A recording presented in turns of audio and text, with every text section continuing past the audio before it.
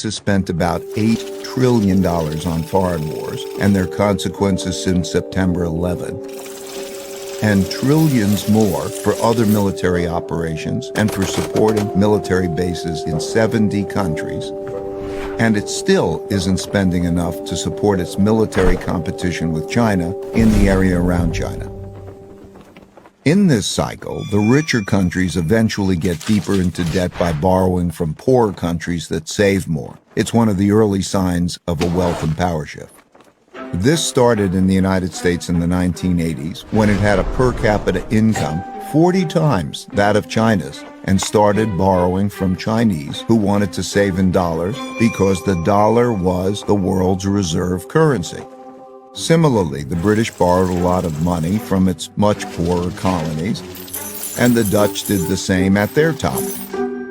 If the empire begins to run out of new lenders, those holding their currency begin to look to sell and get out rather than to buy, save, lend, and get in.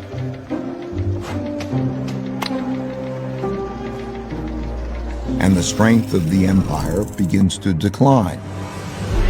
The decline. The decline comes from internal economic weakness together with internal fighting, or costly external fighting, or both.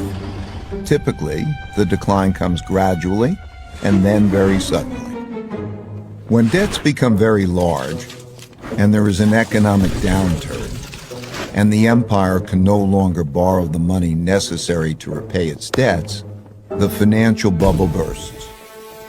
This creates great domestic hardships and forces the country to choose between defaulting on its debts or printing a lot of new money. It always chooses to print a lot of new money, at first gradually and eventually massively. That devalues the currency and raises inflation. For the Dutch, this was the financial crisis brought about by financial excesses and paying for the Fourth Anglo-Dutch War. Similarly, for the British, it was paying for its financial excesses and its debts from the two world wars. And for the US, it's been 3 cycles of debt finance booms and busts since the 90s, with the central bank stepping in each time with stronger measures.